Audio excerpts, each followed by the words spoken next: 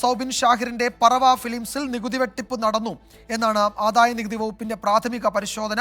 Manjummel boys സിനിമയുടെ വരുമാനം കേന്ദ്രീകരിച്ച് നടത്തിയ അന്വേഷണത്തിലാണ് ഈ വിവരങ്ങൾ കണ്ടെത്തിയത്. സംഭവവുമായി ബന്ധപ്പെട്ട് സൗബിൻ ഷാഹിറിനെ വീണ്ടും ചോദ്യം ചെയ്യും. മഞ്ഞുമൽ ബോയ്സ് സിനിമയുടെ വരുമാനം സംബന്ധിച്ച സംശയത്തിന്റെ അടിസ്ഥാനത്തിലായിരുന്നു ആദായ നികുതി വകുപ്പിന്റെ പരിശോധന നടന്നത്. സിനിമ 148 കോടിയിലേറെ രൂപ വരുമാനമുണ്ടാക്കി. എന്നാൽ 44 കോടി രൂപ ആദായ നികുതി ഇനത്തിൽ നൽകേണ്ടിയിരുന്നത് അടച്ചില്ല. 32 കോടി രൂപ ചെലവ് കാണിച്ചു. ഇത് കള്ളക്കണക്കാണെന്ന നിലപാടിലാണ് ആദായ നികുതി വകുപ്പ്. നികുതി റിട്ടേൺ സമർപ്പിച്ചിരുന്നില്ലെന്നും ആദായ നികുതി വകുപ്പ് പറയുന്നു. മഞ്ഞുമൽ ബോയ്സ് സിനിമയുടെ വിതരണവുമായി ബന്ധപ്പെടുത്തിയാണ് ഡ്രീം ബിഗ് വിതരണ സ്ഥാപനത്തിലും റെയ്ഡ് നടന്നത്. പരിശോധനയിൽ പറവ ഫിലിംസ് യഥാർത്ഥ വരുമാന കണക്കുകൾ നൽകിയില്ലെന്ന് IT വൃത്തങ്ങൾ പറയുന്നു.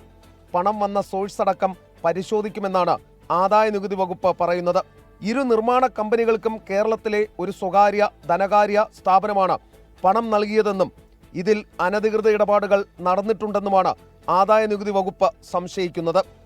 എസ് ശ്രീകാന്ത്, 24, കൊച്ചി.